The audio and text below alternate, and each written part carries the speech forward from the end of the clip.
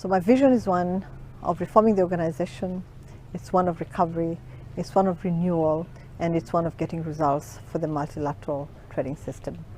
I know this institution, I'm passionate about it, I know the corridors, I've walked them, I've negotiated in them, and I think it's one of the most amazing institutions for multilateral trade relations, for negotiations to take place, for countries to come together, agree on concrete outcomes for the multilateral trading system. I'm also running on my experience, my vision for the organization, and my commitment to reform. Every country wants to walk away feeling that they have achieved. That's what the W.T.O does for its members. Council will be on the site very soon. Minister Mohammed will give a brief opening statement and then we will take your questions. We will have precisely 30 minutes for this press conference. Minister Mohammed, you have the floor. Thank you very much, Keith. Members of the press, it's an honor and a pleasure to be back in the W.T.O today and to be speaking with you. I know that for many of you dialing in, this virtual meeting format is a challenge, but I'm grateful to those who have worked, Keith, to make it possible. I've spent the last 2 hours listening to the W.T.O membership, answering their questions and outlining my vision and experience that I believe I can bring to the role of DG W.T.O. This vital system is being tested as never before. The W.T.O was already in difficulties before COVID-19 struck. Its negotiating function had faltered, with only limited successes in the last 25 years, despite the launch of the Doha round of negotiations at the beginning of the century. Trade tensions have increased, and the dispute settlement system has been compromised. There is widespread acknowledgement among W.T.O members that the W.T.O is in urgent need of reform. There are 3 key areas where the W.T.O membership needs to focus: reform, recovery, and renewal. We need to recapture the visionary inspiration of the original architects of the system. Governments must breathe new life into the W.T.O so it can play a key role in helping recovery from the pandemic and in rebuilding economic resilience. Reviving trade is essential to recovery worldwide, to boosting growth and sustainable development, and to easing the social and economic impact of the COVID-19 pandemic. Once recovery is underway, however, we still face the need to update the trading system to take account of crucial global issues like climate change, the digital revolution, poverty, and sustainable development. The W.T.O should be where governments come together to cooperate on formulating the best trade policy responses among themselves, share best practices, and reaffirm key principles. The W.T.O membership does not all share the same reform priorities. This makes it essential for them to work together to build convergence around elements that they can all support. I believe we can break the cycle of despair and enter into a new phase of hope and realism. I know that I have what it takes to be Director General of the W.T.O, to help the W.T.O make progress on crucial issues. And I know this because during my time here in Geneva as ambassador and later as minister, I have severally been appointed by the membership to chair W.T.O bodies, and that includes the ministerial conference. So I'm acutely aware that this is an organization driven by its members. I'm committed wholeheartedly to working collaboratively and inclusively to make this organization work better for not only its members, but for the whole world. As Director General, I would use my extensive experience to support the membership, work with them for reform and renewal of the W.T.O. I'm a strong advocate for the value of the multilateral trading system and the need to make it more effective. With my candidacy, I intend to offer a fresh perspective, one that is broad and inclusive, ensuring all members are involved in and contribute to decision making. And now thank you very much for your attention, and I welcome your engagement. Thank you. Thank you very much. The first question is for Christian Ulrich of DPA. Christian, you have the floor, please. Hello, Minister Mohammed. Thank you for taking the time to talk to us. This is not your first run. You have tried once before and you were not chosen. What are the lessons that you have learned from that campaign? And why should countries that did not support you at that time, why should they vote for you now? Thank you. Let me begin by saying it's just a different time.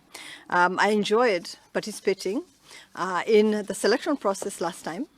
I was very supportive of the candidate that was chosen eventually, and I think we should all thank him for the amazing work that he has done during the time that he has held that post. I think that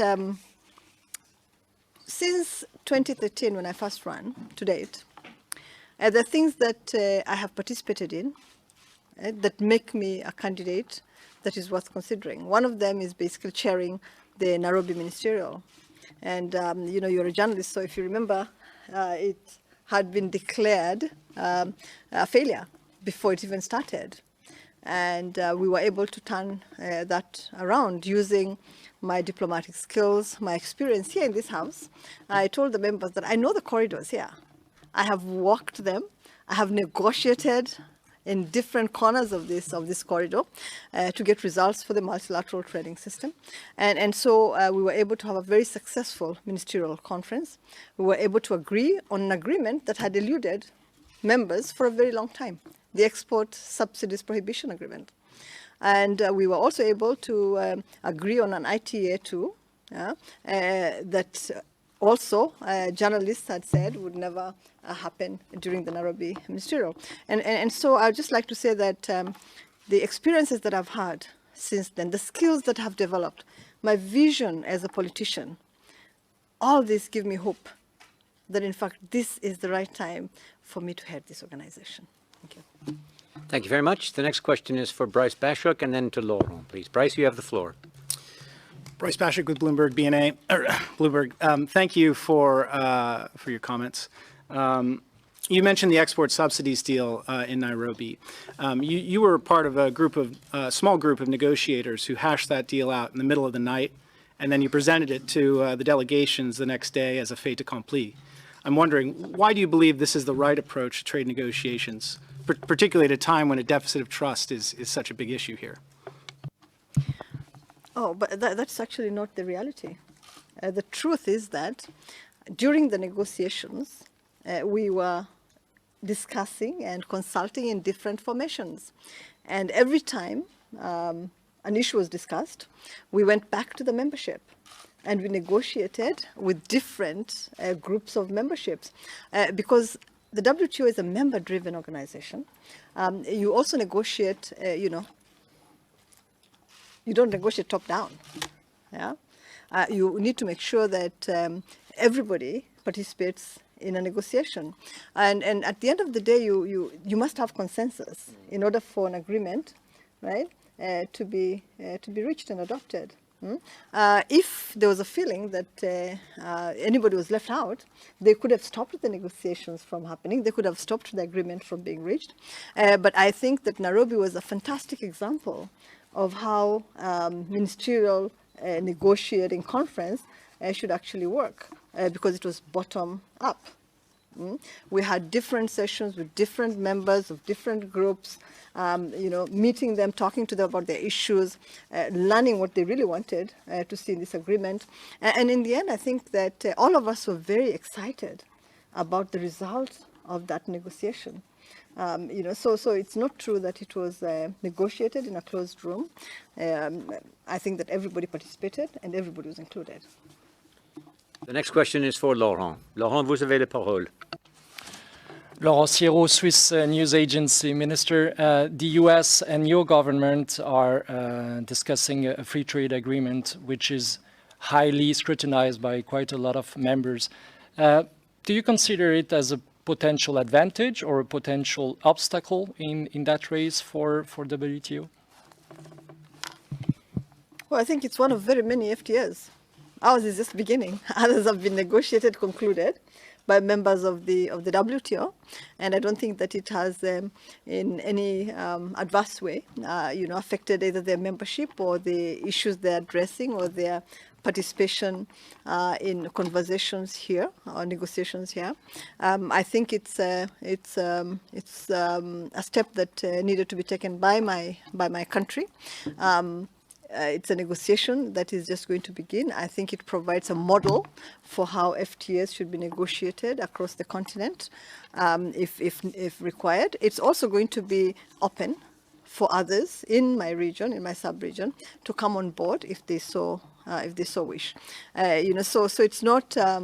I don't think it's a negative thing. I think an FTA between Kenya and the US should be something that is celebrated and welcomed, because, as I said, it will be a framework for any other FTAs that could happen on the continent.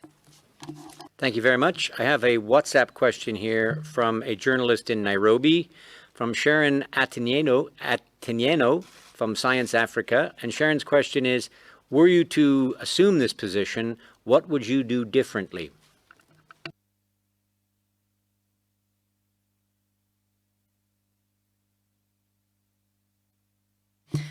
Sharon, I would do a lot differently. My experiences are different. I think that my skills are different. They've been honed over many years of diplomatic life. My vision as a politician, which is a very forward-looking vision, a very supportive vision for the multilateral trading system and for the WTO. I would hit the ground running. I think that's what I'll do differently, because I think it's time for that. The organization is at a crossroads. The multilateral system is facing challenges, and it needs an experienced, negotiator to come in and support the work that needs to be done here. But somebody who actually understands how the system works, that it's a member-driven. That you have to support the members to reach agreement. That yes, as a secretariat, you would definitely give options to members, having listened to them and understood what direction they wanted to take. I would also hopefully focus a little bit on the gender perspective and make sure that the issues, on the empowerment of women in trade, the need to have more women, I think, at the top of the organization, issues such as that, which are very close to my heart, which I've worked on for many, many years. Those are issues that would drive me. But for me, the need to actually reform the organization, right? Because I have seen it work really well. I've been here during very exciting times. And I think he was also here when we were negotiating all the time, day, night, evening, morning, and getting concrete results for the multilateral trading system. So that's what I would really want to see, to feel, to participate in. It's a wonderful experience to have. Thank you very much. Let's take some WebEx questions now. And Minister, you can hear the questions with your earpiece there. Let's go first to Ling Xin from Xinhua News Agency of China. Xin, you have the floor, please. Thank you, Keith. Good afternoon. Madam Minister, Xin from Xinhua News Agency. My question is, we know that WTO is a member-driven organization, but this nature of organization may become the excuse of inaction of the Director General. So if selected as DG, will you be ambitious enough to be more engaged in helping resolve maybe bilateral trade tension among major members, to play a more active role to help de-escalate those trade tensions? If yes, with limited mandate that the DG can have, what tactics or strategies will you plan to use? Thank you. Well, thank you very much. It's true that the DG may not have many powers, but he has convening power. he has engagement powers. He has, I think, the ability to knock doors, be invited in, and have substantive discussions with members. It's also true that the DG encourages members in a certain direction. Directions of ensuring that the negotiating function of this organization is resumed, but also offering his good offices, right, for when there are issues that need to be resolved among members, encouraging them to resolve these issues within the systems that exist in the WTO and not going outside them. So the powers may be limited, but I think that the influence is amazing, and I think it can be used very positively to move the work of the organization forward, to encourage government to resolve any challenges, any issues that they may have within the system itself, and to see whether, in fact, the reasons for non-engagement is because the rules may be outdated and not in sync with developments in the global economy. So the DG has, I think, the power to bring issues to the attention of members as well, and to request them to engage on those issues. So the powers are few, but the influence is great, and if it's used positively, we'll get good results. Thank you very much. Let's go to another question from WebEx, this time from Washington, D.C., and Doug Palmer of Politico. Doug, you have the floor, please. Hi, this is Doug Palmer for Politico. Thanks for calling on me, Keith, and thank you, Minister, for doing this press conference. Well, I guess I thought I would ask the question, what is your view on whether it's time for an African or a woman to lead the WTO? And then secondly, the developing country status issue is a real concern for the Trump administration, and I would say the U.S. generally. How would you navigate around that issue to address some of the issues that the United States is raising? Well, thank you. Thank you very much, Doug. First of all, I think we're looking for a Director General who is competent, who understands the issues, who knows the system, and who can be supportive of members' ambitions to negotiate, to participate in the multilateral trading environment. And so I don't know whether it's about much of being female or not, but if a female has that expertise, that experience, the skills that are required, and the leadership qualities that are needed, so much the better. I think then it would be very, very positive to have a woman. I don't think you should have a woman because you feel that a woman should hold this post at this specific time. I think it's important that the woman that is chosen is capable of supporting this system, of leading the secretariat, and doing the work that needs to be done. On the issue of the development and the categorization of countries, I think that's a matter for members to negotiate and agree on. I think the only category of membership that has been defined is the LDCs, and it's defined using UN definitions. So for the rest, I think it's up to the members to work on it, to negotiate. Welcome to Virtual and Africa Television, broadcasting all the way from Nairobi. I am in the political command center, miles away from the headquarters. Thank you very much, all of you in Nairobi, Kenya, political command center. Thank you, Dr. David Matanga, bringing this show, the diplomatic links, to light up Africa. Wherever you are in Tripoli, Asmara, Cairo, Juba, Khartoum, Kampala, Nairobi, Dar es Salaam, Lilongwe, Lusaka, Maputo, Durban, Johannesburg, and Cape Town. The dream was to make one road, one rail, all the way from Cape Town to Cairo. Shall we ever reach there? if we cannot even agree on one thing, inter-Africa trade.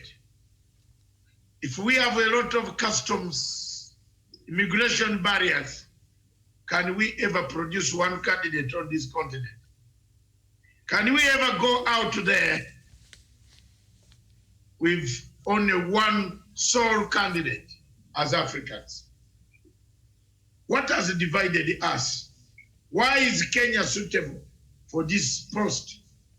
Why don't we give it direct without even going to leave the person, one candidate from Africa to swim there? Why are we having 3 candidates there in the first place? What has gone wrong with Africa? As a white man put a knife on the things that held us together, and we have fallen apart. This morning, my panel of able, of senior people, they have been here with us. They will talk to us. They will give their views why Kenya is suitable. Why Kenya should take this slot. We are the hub. Kenya is the hub of the Great Lakes region. If you have not banked money in Kenya, then you don't have any money around Africa. If you have not banked cash, if you don't have a bank account in Nairobi, then in those days you are considered useless man in East Africa. The city of where people reign. Did you people, Kenyans, yourselves down there in Nairobi right now, do you know that Kenya was considered an offshore? For some of us, an offshore account. When they are charging you for corruption in Uganda, they would say you have an offshore account. That was in Nairobi. So Nairobi has been an offshore safe haven for most of the activities, not because of Isle of Man, where people go and dump their money, and otherwise offshore in Spain and somewhere in the islands. No, but it had the regulations. But the currency was so good. The days of Kenyatta, the days of Moi, Kenya currency was like a pound in Africa. And I give it credit to the founding fathers who made the foundation that everything that came from Kenya, including the bread called W.T.O, was better than the one that we are making in Bali. If your father brought you rice from Kenya, that Christmas would be so good. You'd smell it. Have you ever cooked rice using firewood? You see when it touches that metal, the smell when you come from church. When you come from church after praying, hallelujah, Jesus is gone. He has been killed, he will rise on. He has risen, hallelujah. He has risen, hallelujah. Then you smell that rice with chicken or with a slaughtered lamb, a beef, a bull, meat. During Christmas, that rice used to come from Kenya. Very good rice. Why? Ask me why. The Indians build industries here to make that rice. Then from here, they were not very satisfied. They moved across to Uganda. We've started ours. Our country, Uganda, was well known for producing the best intellectuals. Makerere. Makerere University, where my father had taken me for he was in hiding in the bush, but he said, go there for one. The same week, Amina came for us. We made a strike. I lost my seat. I lost my place in rain. This is the Matanga telling you the truth. Makerere was the best. And my hall was Lumumba. So when I saw this man here from Kenya, what is his name? This guy from Kenya. There's a guy here. No, somebody from Kenya went to put a stone on our university. I don't know his name yet. Wesonga, do you know it? I don't know the name, but I think the institute was to do something with corruption or something of sort. Or Institute of Corruption, something. Yes, Okay, right. Thank you very much, because I don't know the, we people from Lumumba Hall, usually we are not concerned with. But here in Kenya, the corruption is synonymous to some individuals in government. So if you can connect the dots, then that is it. Thank you very much. So you see, that is the hub of East and Central Africa. Kenya, the trading hub, the economic hub of this country. Let's keep up the motion. Let's start the show. The show is diplomatic links. How do we have this lot? I can see some malcontents on the African continent. Men who have studied books, scholars, friends and enemies, trying to target Amina Mohammed, trying to target Kenya. She's done her best. You can go and say what you want. This is not the election. This is only a consensus. Kenya needs to have a consensus from some countries that like Kenya. We like the place has been overcrowded by women, by men. It has become a man is wrestling match ground where Trump wrestles the Chinese Queen, and then the Chinese also wrestle. Then we produced even the COVID-19. You know, World Trade Organization. You remember what happened? This thing of COVID-19 started with the pull between trade tariffs. Someone must be eloquent to know what a trade tariff is. What is a trade tariff? Don't just jump that you are going to land yourself there. Know what a trade tariff is.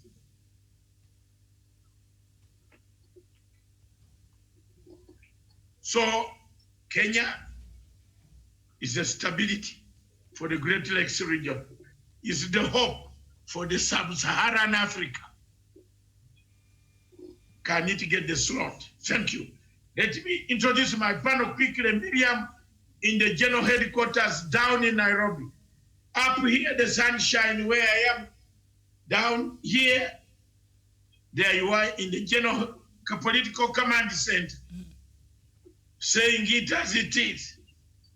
I'm Dr. David Matsanga. Down in Nairobi, Miriam Ogutu. Again, down in the CBD, somewhere in the university or in his residence or his offices, Professor Gerard Onyari. Then left in one of the wing centers where he scores from the wing, number 11, is none other than Colombo Daniel Sin. These names are coming from Sin, Daniel, Colombo, Sin, Wesonga.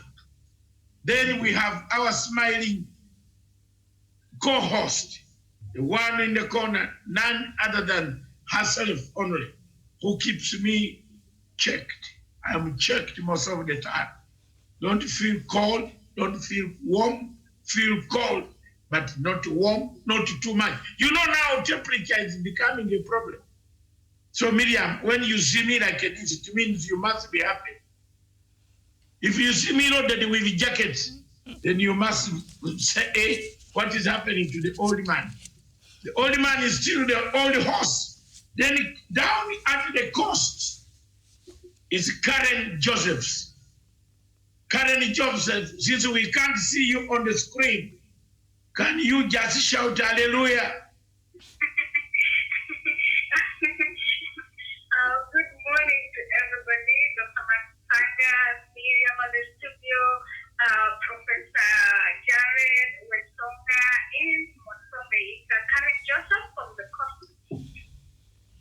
Which location of the coast are you right now? We want to kick start with you. Are you in Mombasa, in Malindi, in Lamu? Just I'm now in Malindi. I just came from Mombasa the other day, so I'm now speaking from Malindi.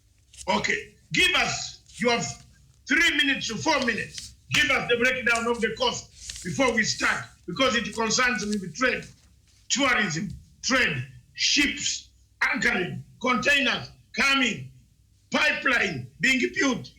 Yes, I will begin with tourism and how this whole pandemic has taken us so far, from the coast. And it's very interesting for people to know that we have a hotel here in Mombasa, they call Reef Hotel. Now, sometime back, a few months ago, when this pandemic had started, they came up with an offer. Now, what you do is you spend $65, that's around 6,500 Kenyan shillings, to dine in this hotel, and then you have free accommodation. Why? Because then the summer's happening. So this the offer they offered till June 30th, and what they're saying is if the government was to extend the lockdown, then they would also extend this offer. So that is what some of these hotels are doing down here, because the income they're getting right now cannot be compared to what they used to get. So what did they do? They give us offers. So right now, people from Nairobi and this other side of Kenya can actually come here for holidays based on the offer that's available. I don't know whether they have extended it, but they're kind of much cheaper than the way they used to be then. And then we have these other hotels still in Mombasa. We have Flamingo by Pride Resort. Now they say they're going to open it by August 1st. So those who are planning to come over to the coast, drive in, and if Flamingo by Pride Resort will be reopened on the August 1st. And what the occupancy of this hotel right now is way below 10%. Like I said, because some time back I talked of the occupancy, and it's way below the way it always has always been. So we can rent it around 10%, and below 10%. And we can see that it's not all these hotels that are opened. We have 19%, approximately 19% of these hotels at the coast which are open from May. And what are the rest saying? They are taking it slow. They are going to resume the operation, but because of the slow economic activities here, it will take some time. However, we have this hotel, the Pride Inn Hotel. It's one of the 5-star hotels here in the country. And what are they saying? When are they going to open? They'll be opening from the July 15th. So Pride Inn Hotels, July 15th. Flamingo from August 1st. We have facilities. They have upgraded their facilities. So it's not like you're coming here, but you're worried of your safety or anything. No. The hotel general manager of Pride Inn Hotels, Mr. Victor Shitaka, said that they have upgraded everything, and also he said that these other hotels have confirmed to have set regulations and are ready to open anytime soon. Thank you. Yes. Thank you very much.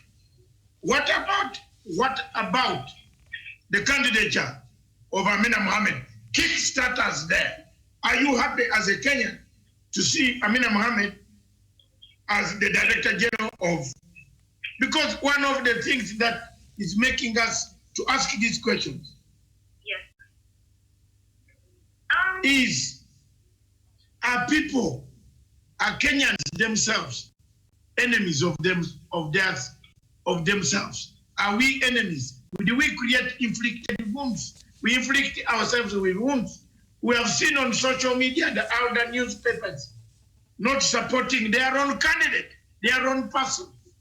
What do you think about Amina's candidature? I think we should all support Amina. Since Amina has proved to have leadership qualities and has advanced experience when it comes to the field of diplomacy, I'm even surprised that people who are against it, because she has served as the chairperson of the General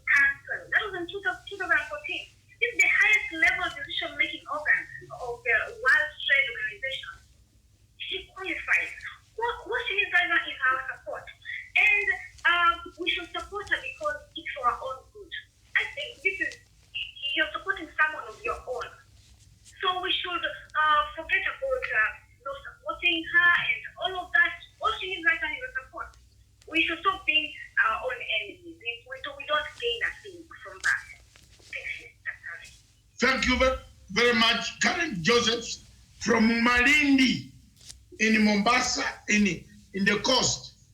She has left Mombasa. Today she went to Malindi. She will be back in Mombasa. When are you back in Mombasa? Well, very soon. I'll get back to you, Amina. Collect more information for us. Keep on the line. We shall come back to you. But if you feel, if you have some other activities to conduct, we thank you very much. But you can enjoy the debate. You are online now. Thank you very much. Back to Miriam. Thank you very much. I hand over the mantle of self-introduction. Let's keep the time. Let's have points clear. Ask questions. What is the situation? Is Kenya, this Kenya. How do we get this throat? How many people love us in the world? That's all. There is no election this time. There's no Djibouti. It's just a matter of good liking. Someone to love us. Beauty also matters. See, this W.T.O is like a contest. They are doing things in a different way. They are not doing the things that a country will live here and go and cast its vote. And there is also a catch-22. One country to come and say, I've refused, is enough. So you have to convince the entire world. How do you think? And you think in Kenya, we shall convince the world? Media, take us through. I am watching. All right, thank you so much. Thank you there, Karen from Mombasa, from Malindi now. Thank you so much for that information. And now we know Kenyans, if you need to take a break and go to the coast, as we anticipate what President Uhuru Kenyatta will announce soon, perhaps this will be a good time to just go there and enjoy the sunshine, especially if you're in Nairobi. It has been particularly cold, so it will be a great escape if you can. Go there and support local tourism, that is right now suffering so much from the effects of COVID-19.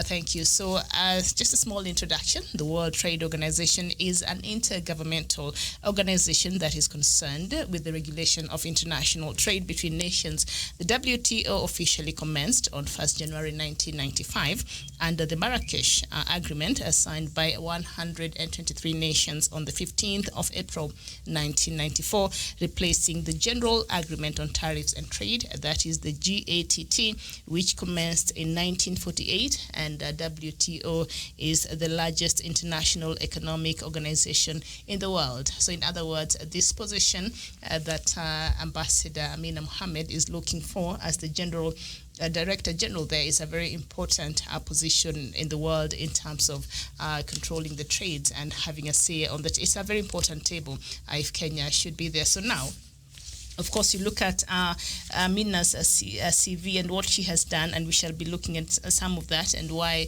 perhaps she's better placed in taking this position.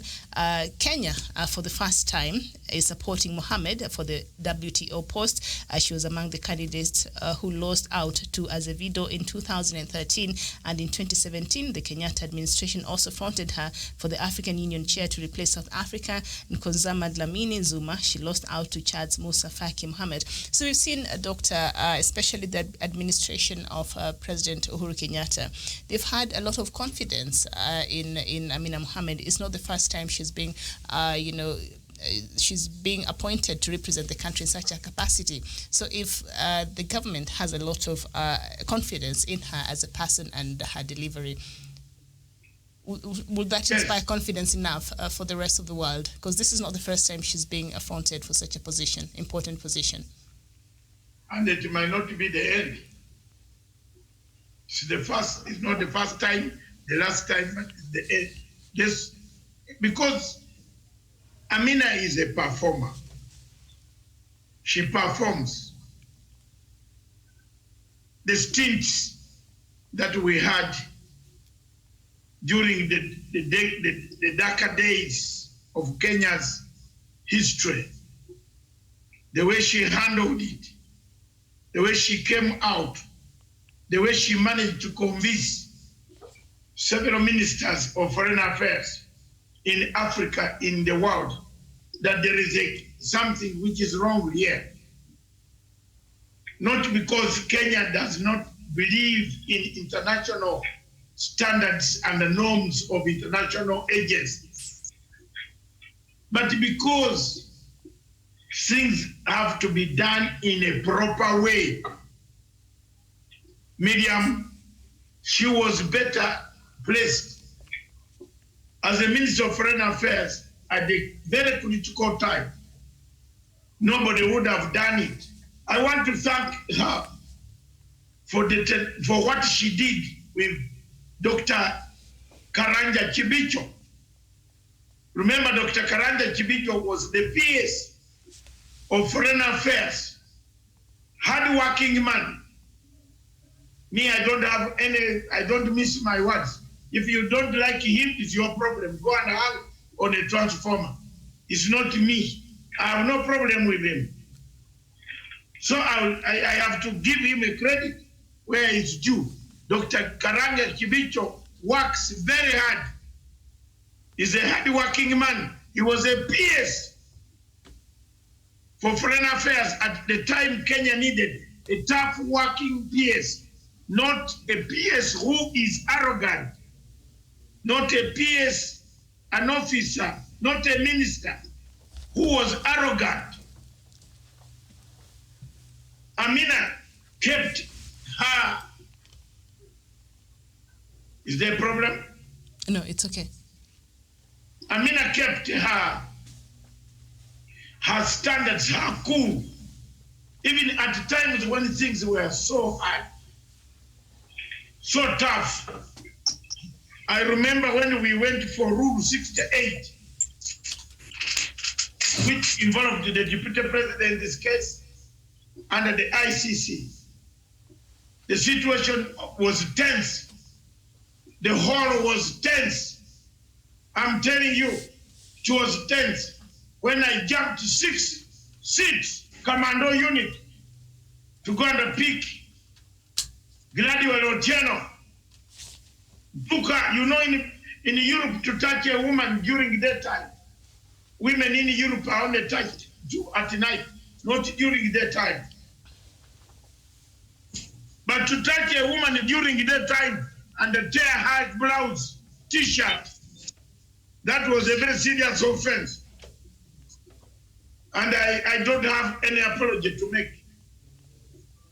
Because she had worn a very bad t-shirt. I want to remind some people watching this show. W.T.O had worn a t-shirt saying, Uhuru is a murderer, Ruto is a murderer. You know, that t-shirt to me, who was a friend of both of them, it irritated me. I jumped 4 seats, commando unit, within a flash of a second, and torn the shisha from her body without injuring her. Yes, and I want to encourage some younger men, those who watch me here when I'm gone, one day stand by me. I did my level best to fight for my people because I saw they were going. Amina was in the hall. She couldn't believe what I was doing. Rachel Amamo was in the hall. Duale, so many. There were 100 MPs who went for Rule 68. I'm saying this so that William Ruto should remember that I was in that hall to fight Rule 68, to make sure it doesn't come back. Otherwise, you will not be talking today.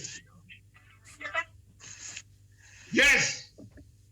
Miriam, you give me time to bring this history up because it all touches with Amina's tenure. Amina, as a Minister of Foreign Affairs of Kenya, knew what activists can help, can do. The people who have replaced Amina don't know what activists can do. I am telling it today so that munisikie huko Matanga anasema namna hii. I've told you. So if you don't want me, go. What can you do? I'm still an international activist. There are things that I will do that the diplomats don't do.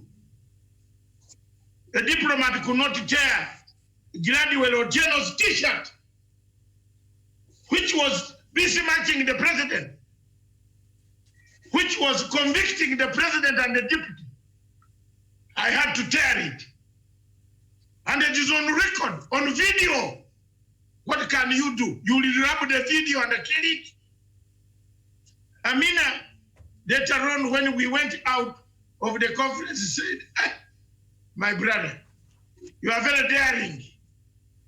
I said, yes. And if then as we were talking, this Fatou Bensouda came, I said, this one here, this one, if I find you in Nairobi, I told her, hey, that skirt will go down, man. You need some activists. The chaplain will tell us to be humble before Jesus. Jesus is not here. He's up there. I told Fatou Bensouda in the corridor that you, where, if we meet anywhere, you threaten people. Oh, that alikuwa na karatasi anataka kushika watu. I say, I'm here now. Do what? What can you do? What? Did you bring me? Did you bring me in town? I paid my money. And he was having a list to arrest W.T.O. There are people here. I'm trying to bring this story to fill you in Amina. Miriam, your role is to read her biography. My role is to fill in why Kenyans should support Amina Mohammed.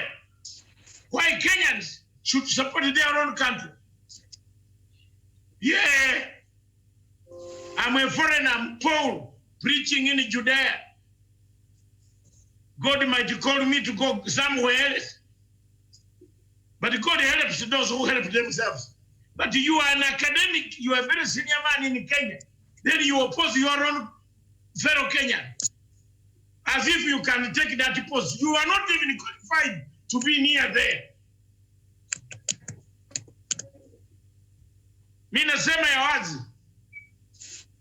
Why do you oppose a woman who is qualified? And then you cannot even qualify yourself. You are given a smaller job here and you collapsed. When? I don't fear controversy. What will you do? There are two things that you can do to Matanga. If you want to be a friend, be on his side. But the moment you cross the other side, stupid people. There were so many journalists.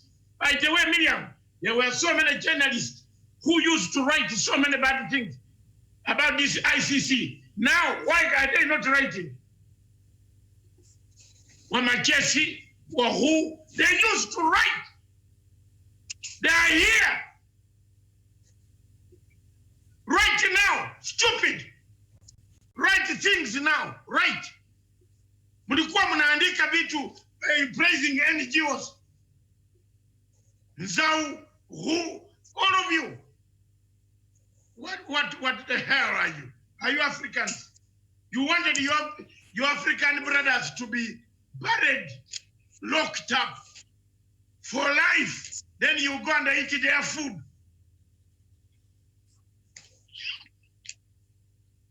Yeah, because there are some Kenyans like William Mutunga. William Mutunga, maybe he was looking for more food to grow fat. Some people, yeah, you touch me, I tell you. These are the people who sat down and selected the names of other people's children. Where? Why don't don't you take your child to the head first? Me, on that basis, Professor Miriam, Daniel, I stood, and Karen in Mombasa, are you still there? Yes, I'm here, sir. I stood firm. I have no regrets. I walk 6 feet high.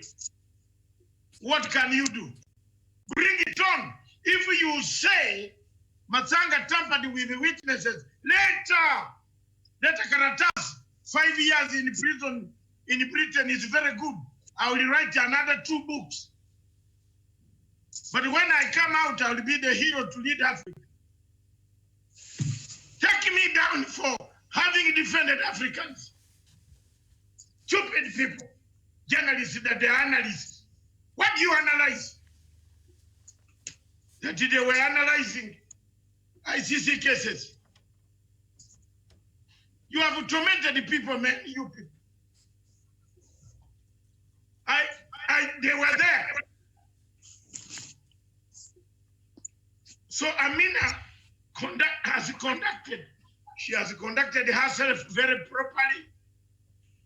She has conducted that ministry properly. Kenya's image stood high. Kenya's image was on another level. Forget people who pretend and try to work.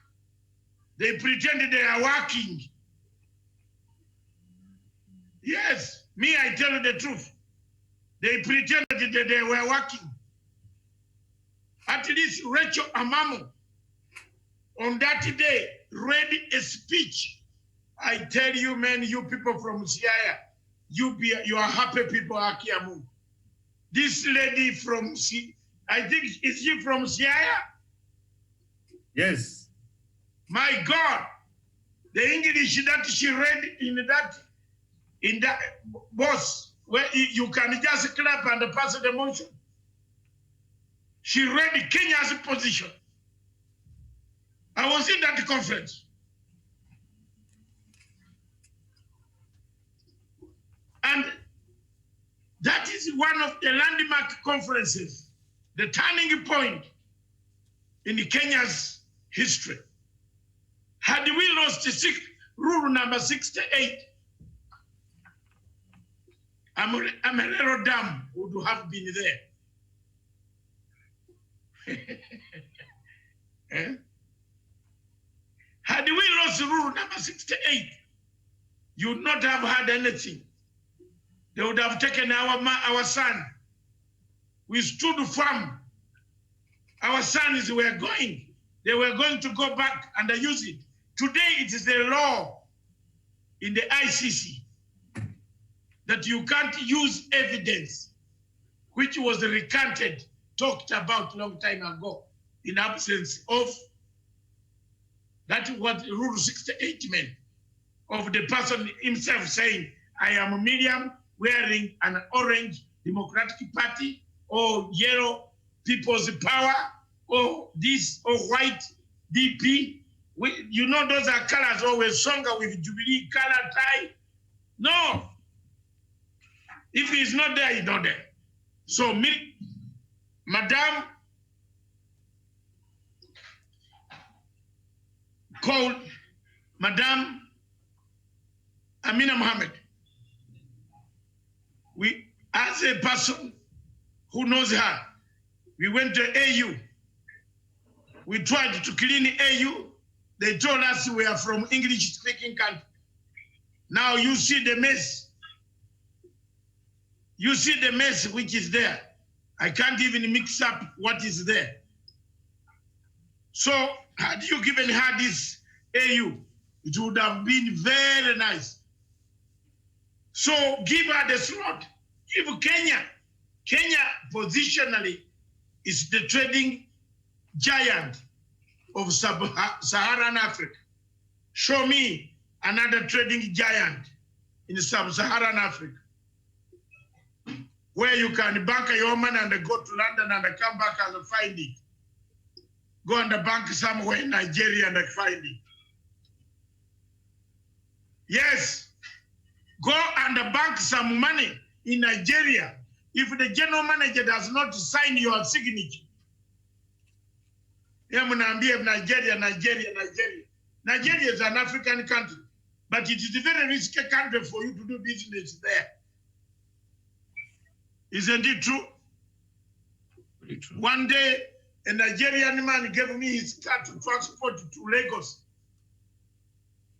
He went somewhere in Canaries, near Spain, where the ship had stopped. He removed the car. And here I am in London with documents. I was a shipping agent. So they removed the car in the transit. So when the container arrived in Port Harcourt, guess what? There was no car, Mercedes-Benz. The guy collected Jamaicans. I'm telling you, collected 6 Jamaicans to come to my door now to kill me. He said his car is stolen. Then I said, stolen how? On the ship. Has the ship sunk? He said, I need my car. And when I looked through the window, the door, huge Jamaicans standing there. I said, give me time, come after 6, after about an hour or so. So for me, I follow rule of law. I walked down Croydon police station and I said, there's a man who has stolen his car. His own car on the way. But now he has come with men whom they are coming in 1 hour, but they are wearing jackets. You know, winter in London, you wear nini, those long jackets. And in the jackets, there are guns. You know, if you don't have energy, you use the brain. Let me tell you, my brother here, he sent it to me. All of you, Miriam, you will laugh his story. And that is what happened. The police, Scotland Yard, those one, marksmen, marksmen, you know, those ones who shoot you, if they say down, and you are not down, the bullet comes. Oh, Colombo knows them. They surrounded the house. They arrested the 6 Jamaicans, plus the Nigerian. Now, in the jackets, they looked for guns they couldn't see, but the amount of arrest, the torture to be hit on the ground was so hard. Who had won the war? I had won the war psychologically. Namwambia police, this man took his car. Now, I said, please, before we even go further, he has traumatized my family. And now, check his record. This guy could be a fraudulent person. So, British police, they have over like this, over, check Mr. Ndelonde Amos. The results came, they were looking for him. He had beaten 2 women in Canning Town, in another East London town. Where did we end? He ended up in jail. We discovered the car was removed from Spain. This is the importance of world trade. You need trusted people. I'm bringing in that topic because do you know what even if you give me money to work, to do business with Buhari, that tall man, I can never. It can either end up your death, sunk in Atlantic Ocean, or you are in jail forever. There's no straight business.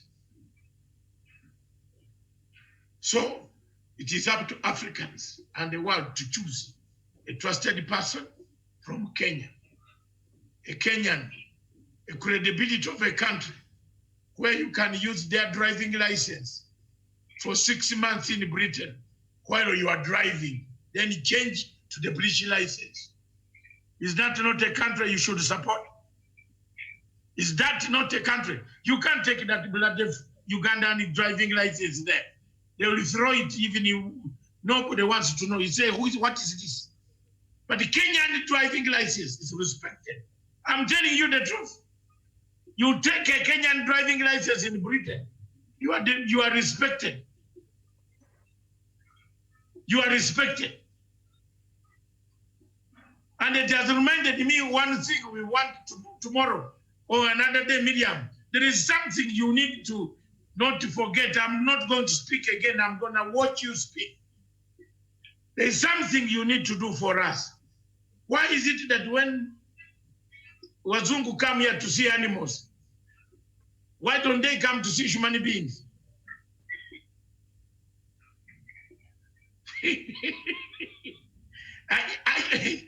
I know. Today, when I was reading the Bible this morning, something clicked in my mind. I just like that, a vision came. Why is it that people, we advertise Africa with animals? What is the problem? Yet for us Africans go to Britain to see people. I don't know whether Professor Onyali, I wish he sits back on his seat to tell me this, because I need a very good explanation here. The Mombasa lady also can give us an explanation. Why is it that Africa, we advertise animals? Oh, come and see Mara. What? Why don't we come and see Kenya? Yes, as well as our cultural diversity and all that. Why don't you come and see Kenya? We Ugandans, we advertise our human beings. You saw the Minister of Uganda of Tourism advertised the women with very good calves. Yes. I know the Christian Chamberlain and Miriam will not like that, but the lady, there was a competition for the best calves. Even President Museveni was enjoying. It is now a law. It's a law in our tourism in Uganda that the calves Ugandan ladies have must be advertised. So we have changed the course of people coming to see animals as opposed to seeing human beings. When we go on a flight to go to London, do we go to see animals? Why is it that the people come this way to see animals? That's how we on African stage, we have been given these shortcuts. We have been given short deals, raw deals, raw. Kila siku mnasema unakuja kuona animals. Are we animals?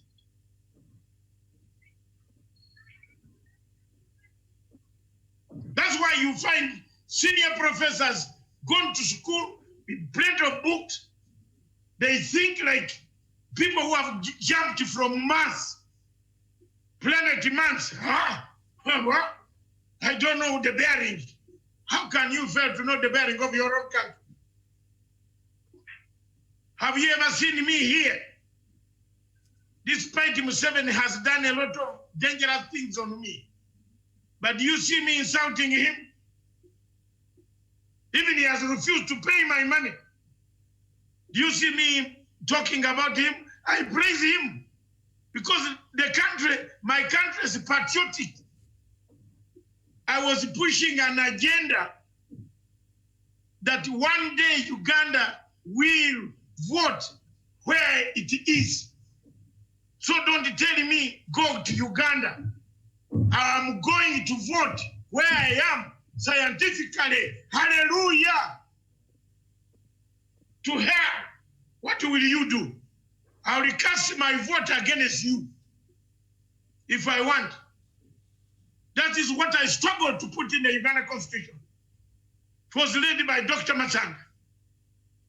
And the motion picked fire everywhere. How many of us are outside? Almost 6 million. 6 million Ugandans. We can influence an election. Yes. Yes, I won the case, but I don't insult my country. Miriam, I'm bringing this thing of insulting your country, turning on your countryman, turning on your country lady, refusing to give your country lady support when she needs it. It's very bad. So Amina Mohammed is a qualified person for you. Kenyans should be proud. A hard-working woman, a straightforward teller. She doesn't miss her words also.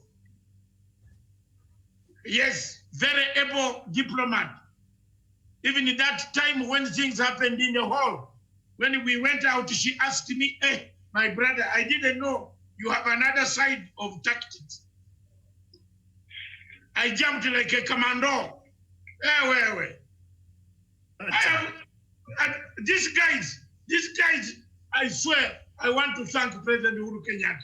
He's a very good man. That's why I like him forever. Whether in Kenya, in London, in my retirement, or in Harare, or in South Africa, or Dar es Salaam, I hear the name of Uhuru Kenyatta, I will support. What will you do? Will you kill me for supporting him?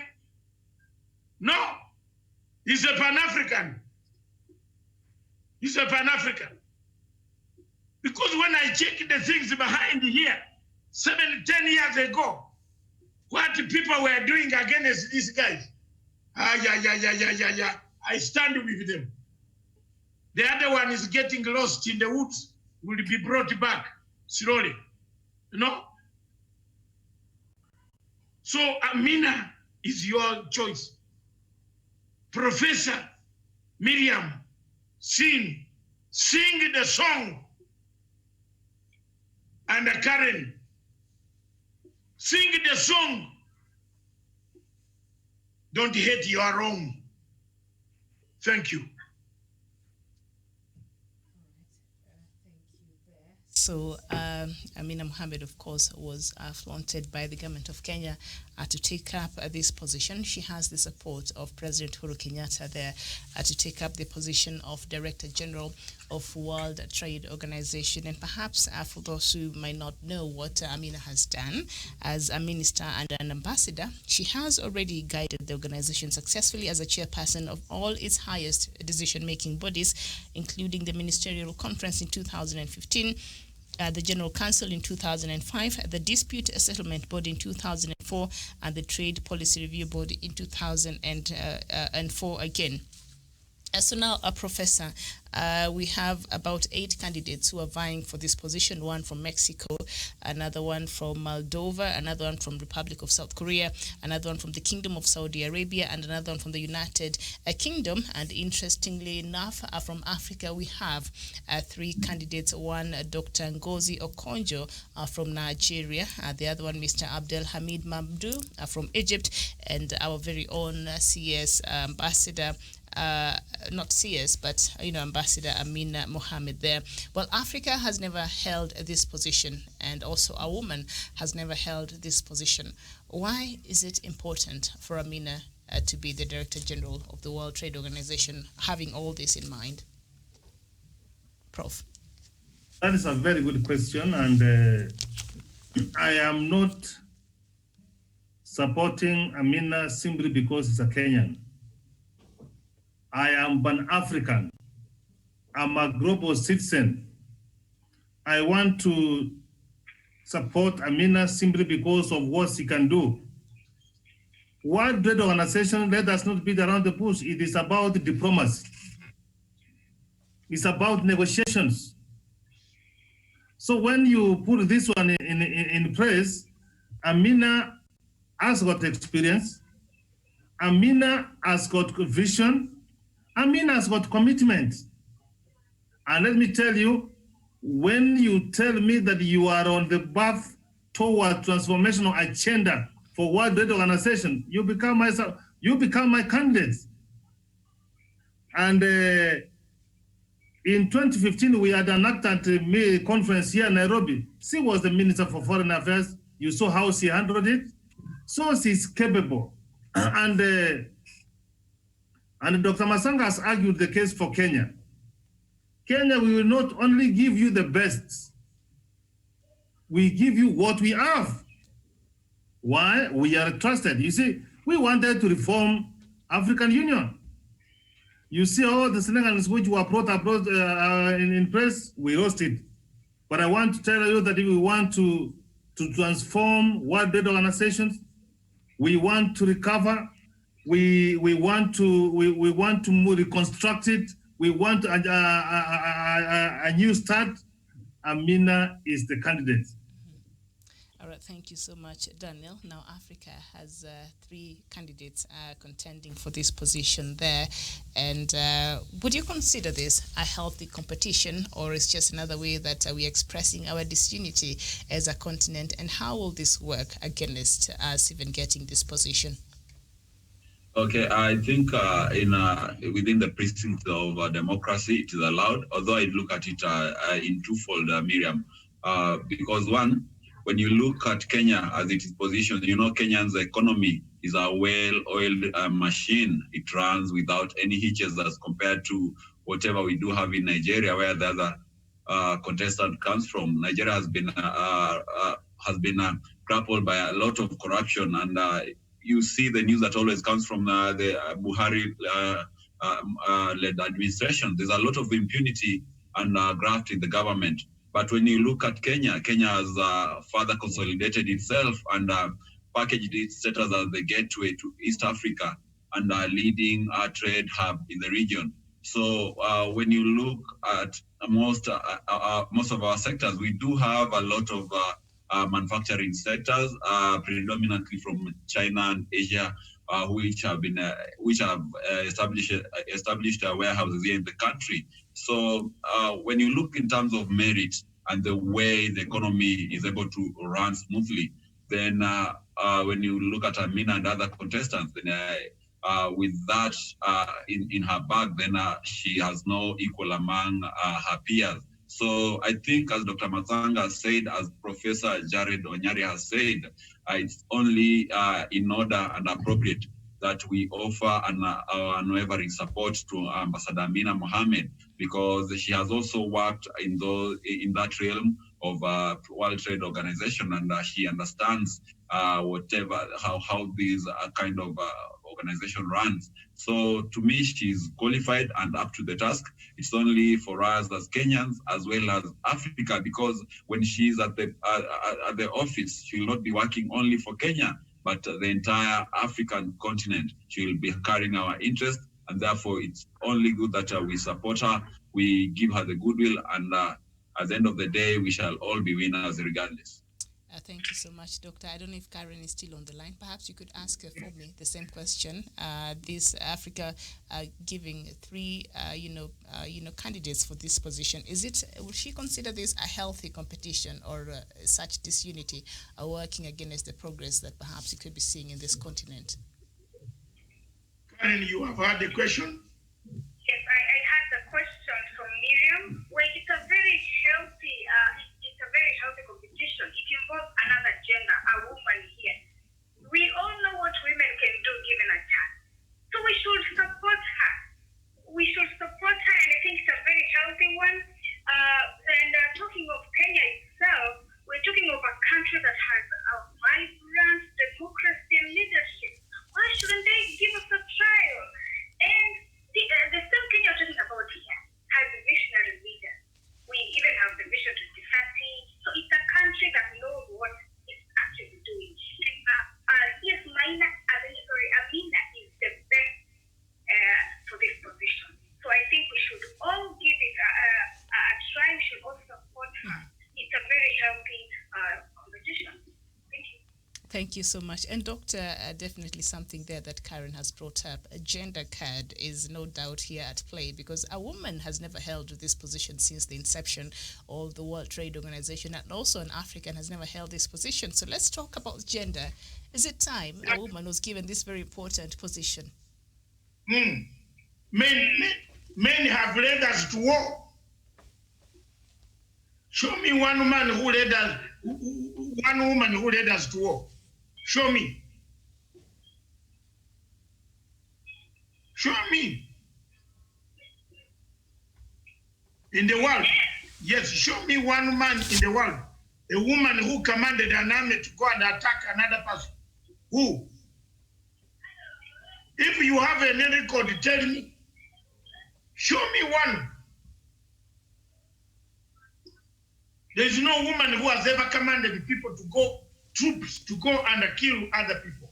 Give a woman. The men who have been there, they have been commanding a war between China and the United States.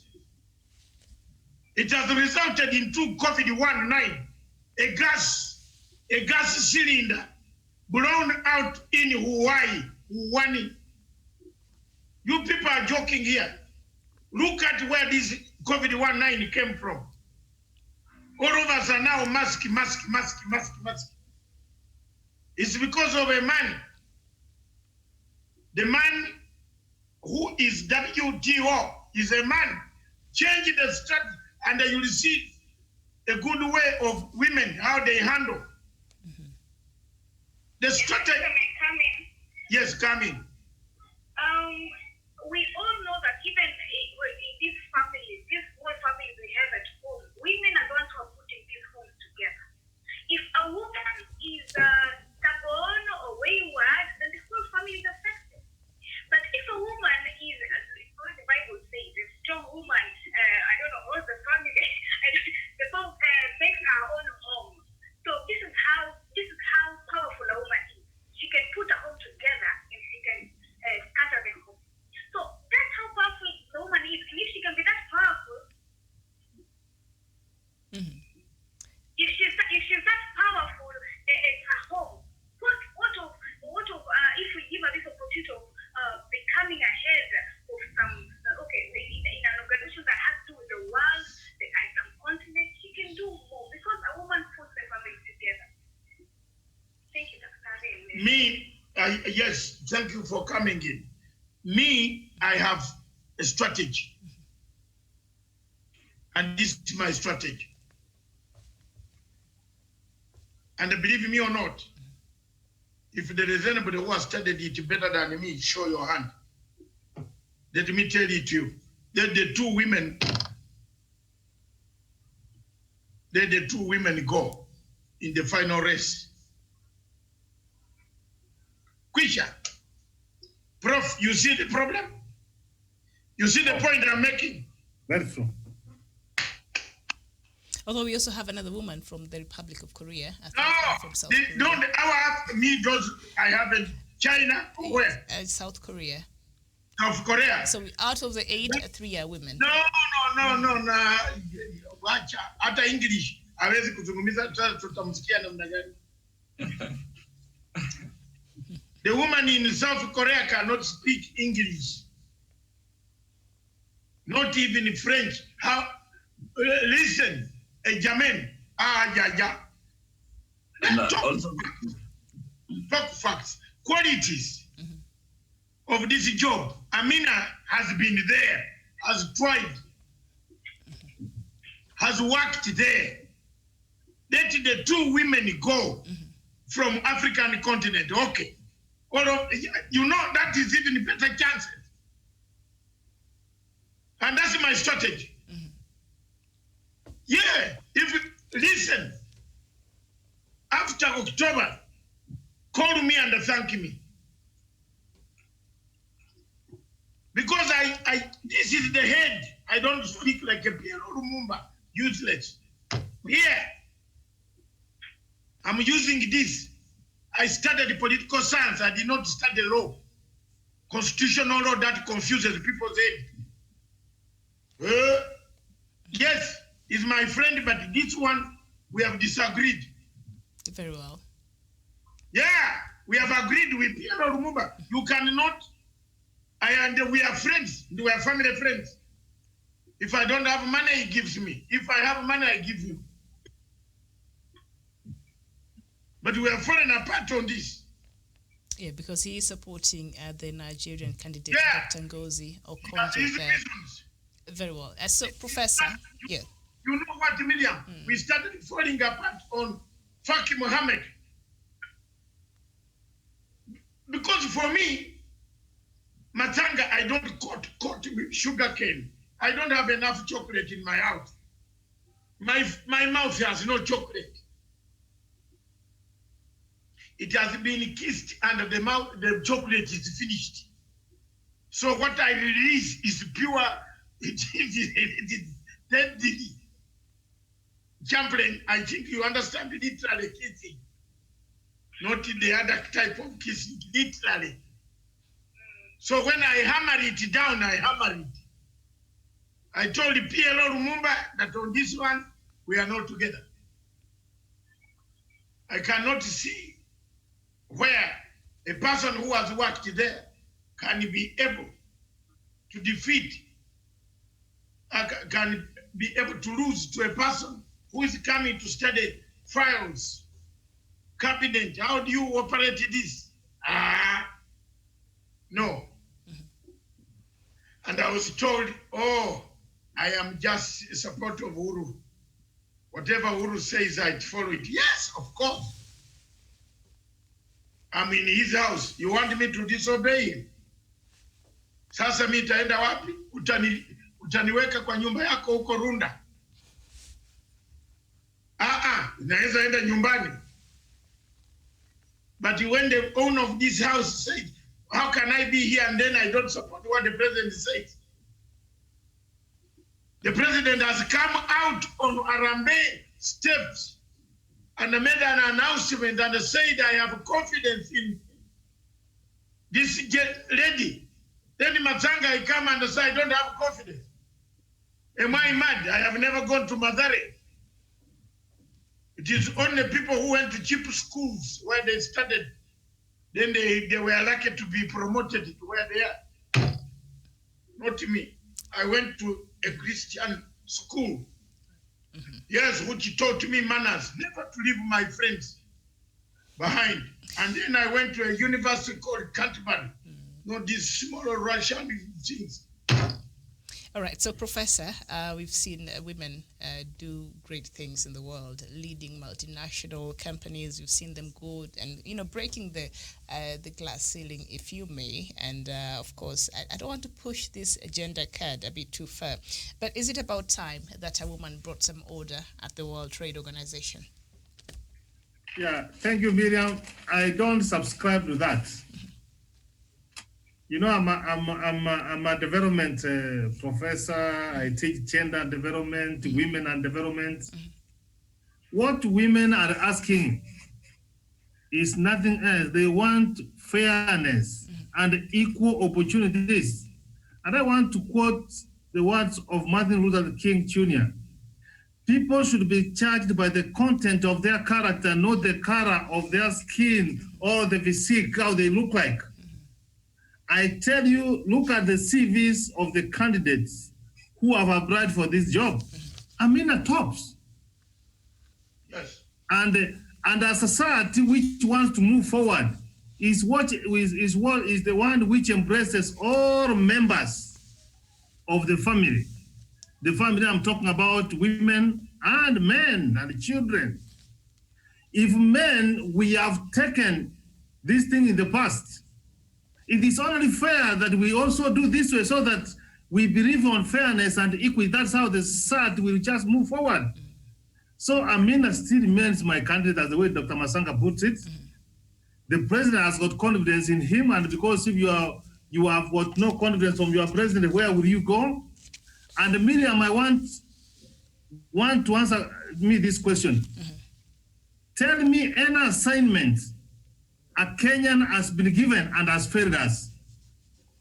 Dr. Mukisa Kituya has done extremely very well. Dr. Erastus Mwancha was the one, he was in charge of COMESA, and he was the vice chair for African Union, and there was a little bit resemblance of order. So Kenyans, we have never failed the world, and neither are we going to fail with Amina Mohammed. So Amina Mohammed should be given because he has got what it takes to be in that office. He will enter that office today, and tomorrow she's on work. She's doing work. She's not going to work. What does this file? She knows. And I've said, World Trade Organization is full of diplomacy. She has been the Minister for Foreign Affairs. and international trade. And when you talk about Kenya, where Songa was almost putting it, and Masanga had said it, Kenya, we are a kid in the block. We are strategically positioned in the region. The budget for Kenya itself, it stands for Southern Sudan, Uganda, Burundi, Rwanda, and Tanzania. So it means Kenya is not a country you talk about. However, I pray the way Masanga talks about, if a country needs to move forward, nationalism and patriotism is needed. So the likes of Pierre Lumumba, who talks about Pan-African, I like the way Professor Manyora was doing. He's a political science man like Masanga. So that some of these lawyers, it's only common sense and English they are taught and they think they have been to school. No. Yeah, you saw Harvey. You must see life holistically.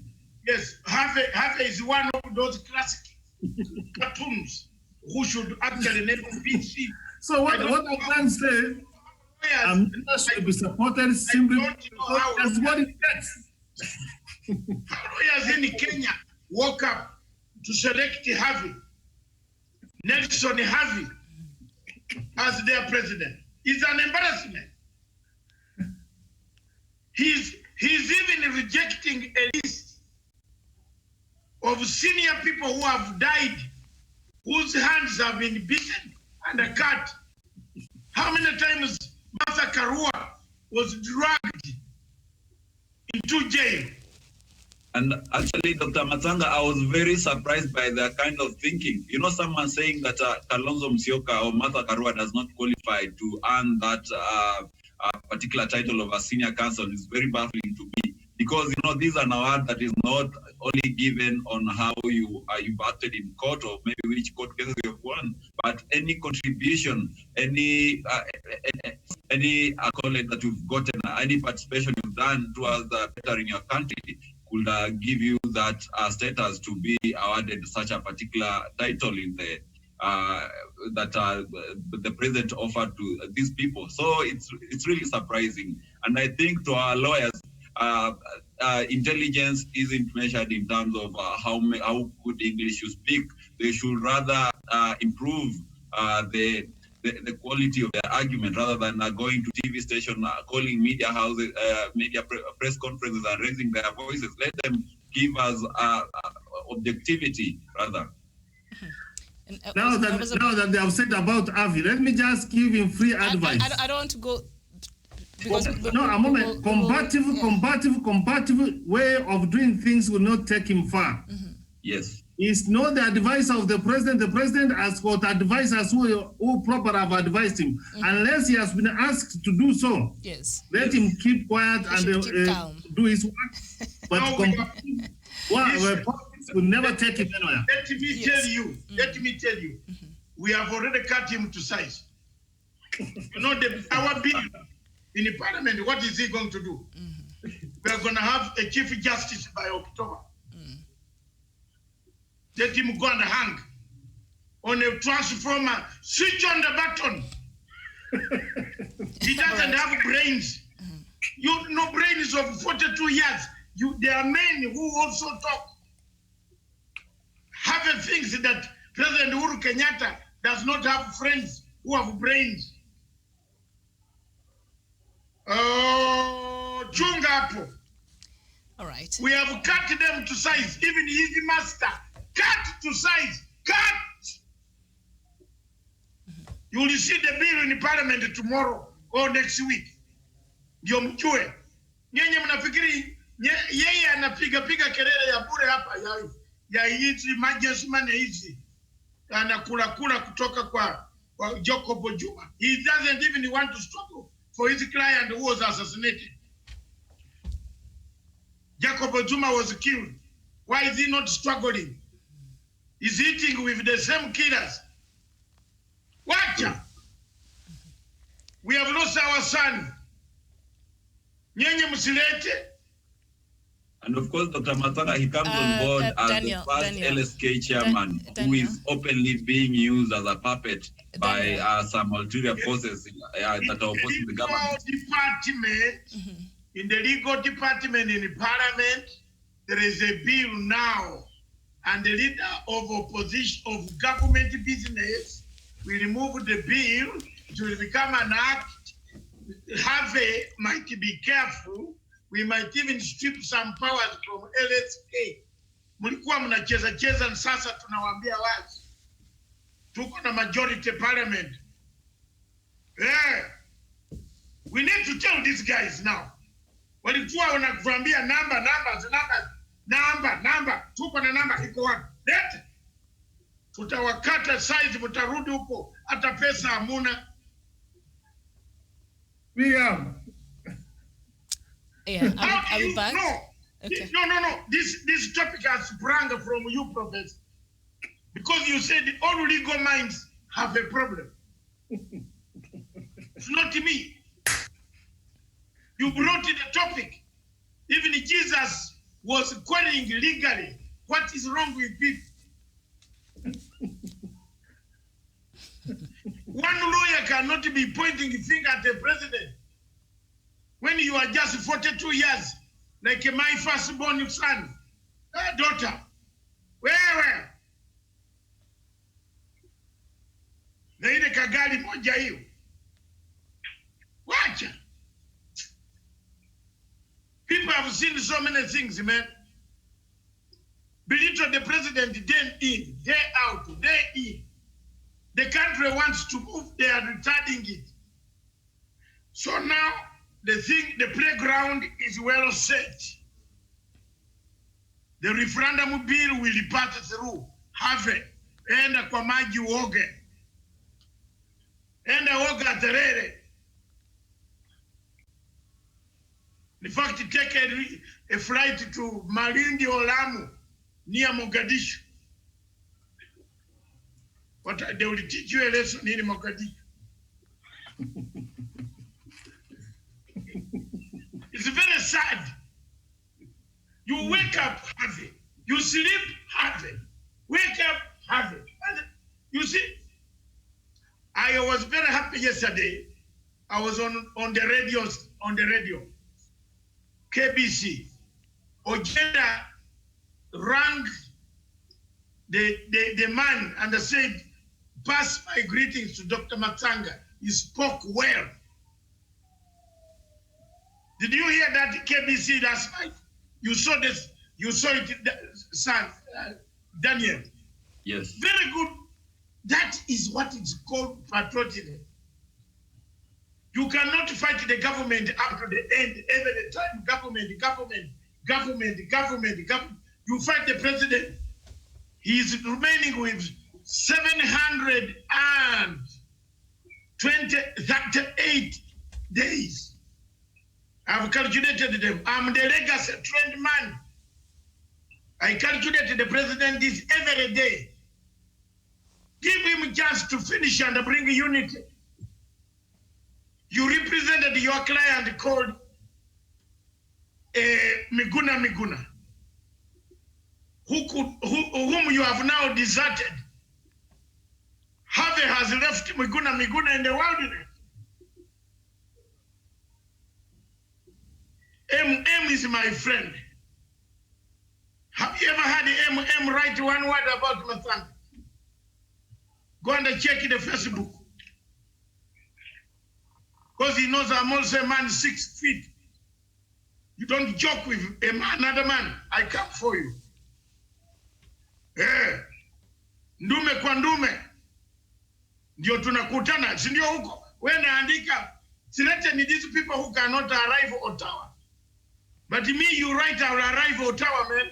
I will sleep in Ontario.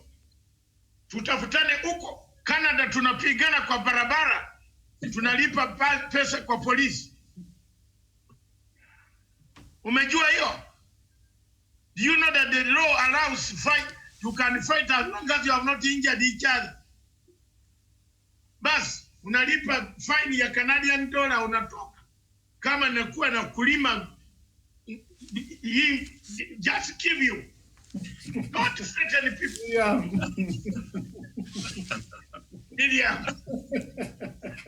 That is the truth of the matter. Time has come Oh, William. when people have to say the truth. We are fed up of those who hide the truth. Harvey has belittled the president too many times. And some of us who are the president's friends are not going to keep quiet. Yes, this television has an agenda to defend the president. It is not here to please those who insult him every day. That's it. If you insult him, mark you, I also have a package. Niko na package tena mzito tena. Yeah. So we call upon the people. My strategy media have delivered it very clearly. 2 candidates. Wachana waende. Utaona Oktoba, you will thank me.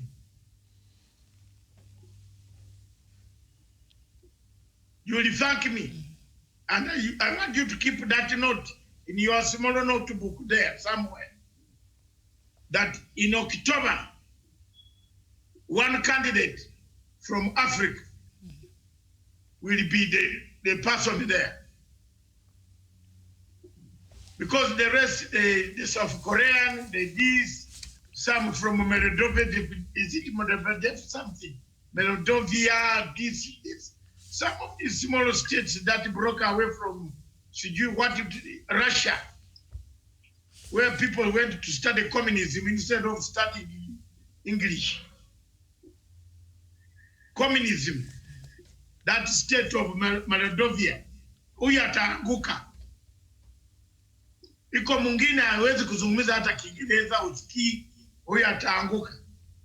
The only man whom I'm worried about is the Egyptian guy. Ako na Kiingereza ile ya America, like a matao. I listen to all of them. But that woman you are talking about from South Korea, 0. Huyu ataanguka race number 1. I think that they have taken him out already. So there you are.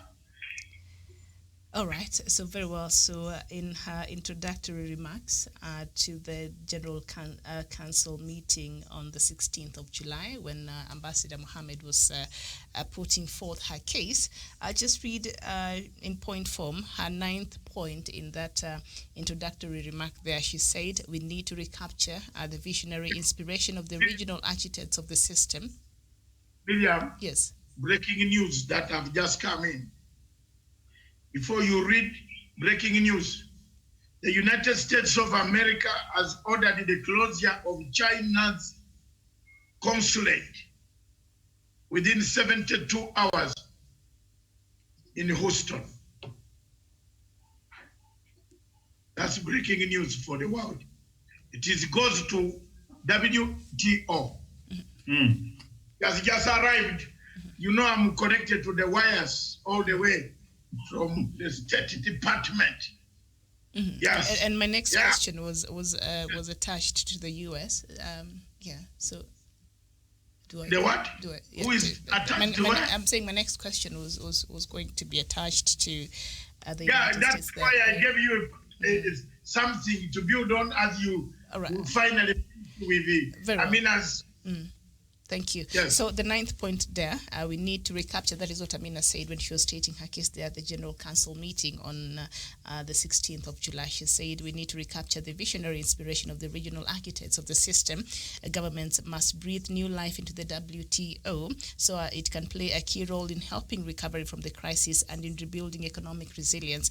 Reviving trade is essential to recovering worldwide, to boosting growth and sustainable development, and to easing the social economic impact of the crisis. And she has her vision, she has summed it in 3 words, that is reform, recovery, and renewal. And as we speak right now, the U.S. is threatening to leave the WTO, and it has made accusations that the WTO had failed in corralling the behavior of China and pursued U.S. unilateral approaches in response, and occasionally raised questions about whether the world might be better off without WTO. So in other words, the U.S. is saying we don't even need this body. By electing Amina Mohammed and her vast years of experience that she's bringing to the table, will this perhaps inspire some new confidence in that body, Professor? Thank you for that good question. You can see the kind of the breaking news we are getting. We need a diplomat to bring people on board. You know, when you talk about we want to recapture the original vision why Trade Organization was started, that is very key. And you have had us talk about strategic. You cannot continue doing the same thing yesterday, today, tomorrow, the other day, and you expect same results. So it is high time that we change strategy to reform, to renew, and have a recovery for World Trade Organization. And this is what Amina comes in. So Amina, as a diplomat, she has even mentioned that one. It is full of negotiation. So China, America, and everybody else, we need to negotiate. And where the world today has reached is for us talking to one another. It's having a conversation, having a discussion, looking at the things which divide us. Amina has got all these skills in our 9 points. She has captured, and I'm sure 100% she's equal to the job, and she will deliver. And the world will not regret for having given her that kind of work to do. Thank you so much. Now, Daniel, in the same introductory remarks that Amina made there, had 14th point, she said the WTO has to engage again in good faith negotiations, and this means openness to change and to new ideas within a culture of inclusiveness and transparency. And looking at it from the context of Africa, we know how some of these trading things are done. A lot of times they don't really favor the continent. We get the end of the stick. We really not a part even. A lot of these laws we just thrown into. We are not even part of the people who are formulating this law. So Africa is just dragged along. And should Africa be elected, and particularly Amina Mohammed, to this opposition, and have us having a seat on the table, actually leading that table, being the head of that table, does Africa stand to benefit at all in future negotiations or in future trading, situations? Yes, thank you, Miriam. And one thing we never mentioned at the beginning of the show is that Africa actually is a center of attraction when it comes to global trade, because Africa is still full of resources. When you look at Asia, when you look at America, Europe, all their resources have been harvested to extinction, and it's only Africa that we still have very precious minerals and resources. And therefore, we stand a very better chance if we can have one of our own at the helm of such an important organization. And as Professor Jared Onyari has said, being a diplomat, Amina comes in as a very, very quite an important interlink to these countries, especially the superpowers, which have been having a lot of conflict. You remember, right now, China, the closure of the China consulate in America is due to the trade Cold War that is ongoing right now between the US and China.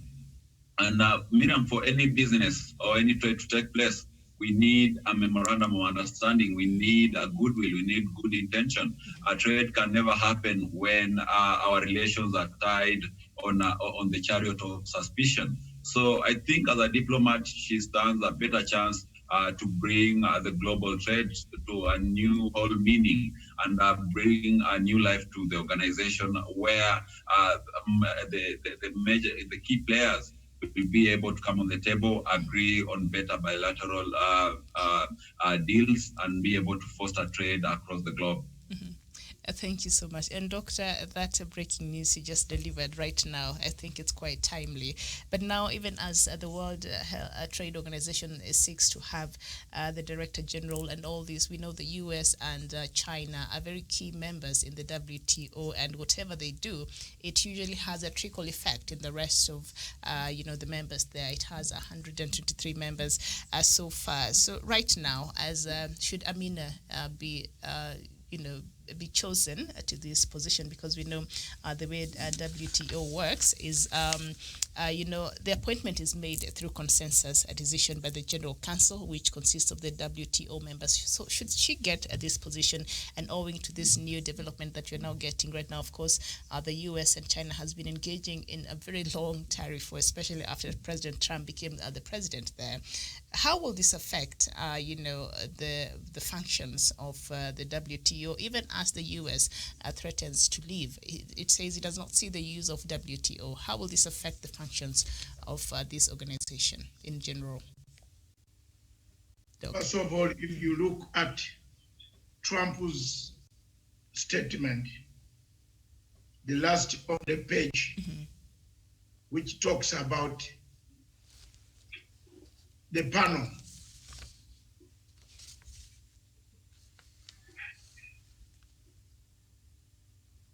Okay, thank you.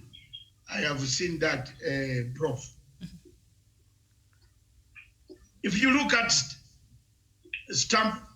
the document by Trump, it tells you we need a sober mind at the helm of WTO. And that sober mind, already Trump has got a very bad issue with the president of the of Africa Development Bank. And the man is from Nigeria. He has actually asked people to arrest him. So you know very well, if you are a student of international relations, you understand. That's why I'm talking at times here on this television, Professor, before you go. I talk in a joking manner to bring in a sense of shock. For people to understand, not because I don't have material. I have material. I also lecture to even some people, very senior people. And I have the will to tell what is right and wrong. So when I'm telling something here, I want people to take it on a serious note. Because I have a background, America already has singled out one Nigerian man whom Africa voted fully as a money launderer. And he's the president of African Development Bank. And America is a super shit power. It's terrible power. When it doesn't like you, it doesn't like you. And that's what they are going to do. So for Africa to waste its time that it is voting Madame from Nigeria, I swear we shall lose that post. Do you know to where? To another country, to another continent. America will not accept the Nigerian lady. Yet we want this dispute to get our way. We want the dispute so that people start trading. You know, at the moment, the world is not trading well because of the conflicts. This organization is a consensus organization that builds consensus. So when you explain some of these things, you sit with your friend when we are sipping some wine or soda or tea, and you are explaining, the person doesn't see. Yet you tell him, already they have put a warrant of arrest for a whole president of Africa Development Bank who gave you the money to build these roads. It means they have no confidence. Unajua, and who you mama, if you put the lady from West Africa, it wasn't. Trump will just withdraw from WTO or block her from going there. So that's why the strategy is very clear. That two of them come, America will wield its power. And that's the strategy. If people don't see what I've said, God has seen what I've said. And it will earn you the marks that you want. Next time, all students watching this show, we talk about international relations with Professor. because they're international interests. There's no subject called international relations.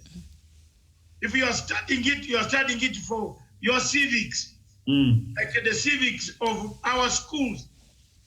Who is the sub-county chief of America? Who is this? That's what we are. Yes. It has interest. When they don't want you, they don't want you. Yes. They will refuse you. However qualified you are, whether you have worked in the central bank, Quisha, whether you have worked where in the World Bank, Quisha. Who is more qualified than that boy, that younger man in the Africa Development Bank? Because he signed something, just a smaller thing against US. Yes, it was ahead to give money to a country that was not supposed to be given money. He has been blacklisted. And also look at the Sudan. Look at the ICC. America came out and said, you come here, we arrest you. You can only come to UN because that's a new territory. But you can't. The Sudan's son was shot, was killed. But Sudan did not bury. You know why? She couldn't go in America. The best she could go was to sit in a hotel under the supervision of UN, and here the son being buried in Maryland. That's how bad some of us who have studied these guys, at times when they speak, you run away very fast. Pick your small goods, and if you have torn shoes, torn trousers, and a left suitcase, weka vitu yako, upande ndege uende. They are not very good people. They will block this whole exercise. They will refuse. You think they don't know? They know where the problem. Now you see, they know there is a new director general going to be elected. America is on the panel there. They are part of the panel that decides. You know what happens in Switzerland? People are only drinking wine, tea. You convince people, it's lobby. Serious lobby, sit down with ambassadors of different countries. And that is what is happening. So for me, looking at this statement, Professor, as you live, of Trump on this page here, Miriam, which you sent me, is enough to tell you that they have already made up their mind whom they will give the vote. And they need a mind that will work for them, not against them. And that's true.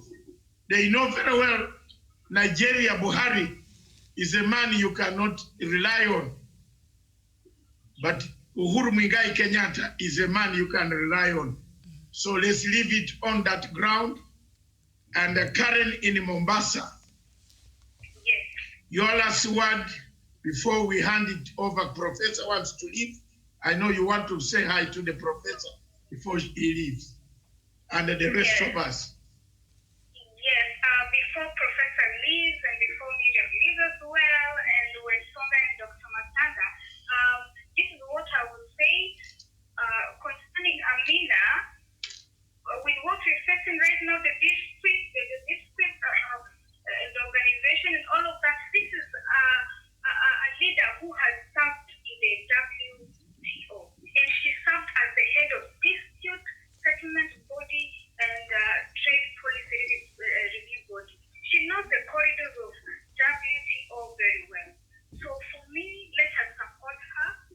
And as a Kenyan and as a lady, she has my support. Thank you all.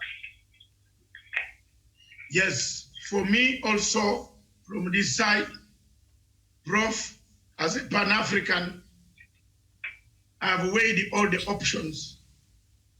The Nigerian lady will be blocked. So I support Amina, so that Africa does not lose. All right. Professor, before you leave, your last comments on that. Yeah, Miriam and Dr. Masanga and Joseph from Mombasa and Daniel, we wish Amina the very best and let the world know that we have given them our very best. Giving Amina that position will be something good and great for the continent of Africa. Daniel did say that Africa is where the resources is, where the market is, and where everything is. And we have never had an opportunity to have that seat. Let them give to Amina. I support Amina, and she's going to make it because the one whom we worship who is in heaven is mightier than anybody else. Thank you so much. It was a great discussion. Thank you so much, Professor Daniel. Yes, mine now will be just to add the icing on the cake. Of course, Dr. Matsanga, Professor Jared Onyari, and Karen in Mombasa have exhaustively talked about the topics. And mine is just to wish our very own Ambassador Amina Mohammed. Let us know that this is a very critical position, that just like the UN Security Council. So if we can add this one into our basket, then as a country, we shall be doing great. As a continent, we shall be doing much better. And this is meant to benefit us all as a continent, and most probably at large the globe, the much bigger globe. So we as Kenyans, let's wish her all the goodwill, the support, and we pray that coming October, she will be in that particular position. That is my last remark, Miriam. Thank you so much. And just to add on what Dr. Matanga already said there, the war that has existed between the U.S. and, of course, the World Trade Organization, and now the new development there, the breaking news that Dr. Matanga brought us a while ago. Now, over the past 2 years, Washington has blocked W.T.O. from appointing new members to a crucial panel that hears appeals in trade disputes. Only 3 members are left on the 7 the minimum needed to hear a case, and 2 members' terms expire very soon. With the administration blocking any new replacements, there will be no official resolution for many international trade disputes. So we see already the WTO is crippled. It seems crippled in one of the key functions it's supposed to be carrying out. That is, finding resolutions for many international trade disputes. And for our viewers who might not know who Ambassador Amina Mohammed is, from 2000 to 2006, Amina was Kenya's permanent representative and ambassador to the WTO. She was the first woman to chair the General Council in 2005 and the dispute settlement body. And as a General Council chair, she brokered an agreement of the major importance to developing countries, an amendment to the TRIPS agreement to assist countries with insufficient manufacturing capacities in the production of essential drugs to great diseases such as HIV and AIDS and tuberculosis. She was also the first woman to chair the African group at the WTO and advanced African interests successfully at the WTO and in UN bodies. Now, Amina is an advocate of the High Court of Kenya. She has an undergraduate and master's degree in law from Taras Shevchenko University in Kiev, Ukraine, attended the Kenya School of Law and obtained a postgraduate diploma in international relations as a Chevening Fellow at Oxford University in the UK. She is a UNITA fellow and fluent in English, Kiswahili, and Russian, and has basic knowledge of French. So, in a nutshell, that is what Kenya is bringing to the world. Doctor, any ending words as we conclude? Just to say, Kenyans, please, some of the comments that people are making on Twitter, and they don't augur well there. You know, this is not like a Djibouti issue. This is now consensus. That's why you saw me bringing out that history of Amina, so that people understand the person who is in Geneva lobbying for a vote. But when you see, when you see some of the comments, that people have written here, some of them are very, very, very, very bad. And they don't give a Mzungu reading. A Mzungu might not understand. Me, when you write about me, I understand. Even if I'm in London, I will understand. One day, someone just published my wrong things on me, where I got a loan from a bank. The bank manager released those documents, and I was put in a very bad fix. The whole everybody, you know, when you borrow a loan money, you even tell the next of kin how many children you have, where were they born, you see, so that debt can trickle down. Someone put it on some 6 years ago. Whenever I see this guy in a town, I say, okay, God bless you. So some of the things that Kenyans are writing on Twitter, they're an embarrassment. But otherwise, I want to thank all of you for the show. It was a great show. Well done. With a lot of sense of humor in some of the places. And when it touches President Uhuru Kenyatta, we have to defend. There we have no cause. If Harvey is everybody, I've just been sent, because of that, someone has sent me a tape, which I'm sending to all of the two of you to see what they want us to say. So you'll see what the tape is. Some of these things are not worth it, but it is worth it. They support the handshake. If you have someone asking you about why do you support the handshake? I support peace. So I'm being hated because I support Raila Odinga handshake with Uhuru Kenyatta. So be it. Let's lose friendship. I don't have permanent enemy. I'm not going to inherit one piece of land from CIA or from Gatundu. No, these are personal friends on internationally. Thank you very much. God bless you all. Let's look at the dispatches. Where Songa are you free at 3? I'll check and then. Yeah, if you can chip in, you chip in. Otherwise, for me, I have a show again tonight, which is not here in the studio. It will be in another studio of another television station. So I wish you good luck, all of you. Today, the internet has been so good, so consistent. Thank you very much, Miriam. God bless you. See you later. All right, thank you so much. Thank you to our viewers. So I'll see you here. I'll be back at 3 p.m. with the Diaspora Dispatches, where we get to look at the news making headlines across the continent. Good afternoon.